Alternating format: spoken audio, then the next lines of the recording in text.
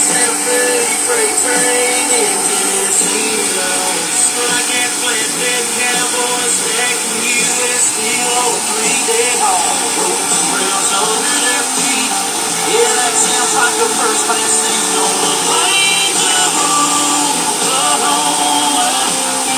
With a windshield sunset in your eyes, like a watercolor painted sky. You think heaven's doors have opened. You'll understand why God made those flyovers stay.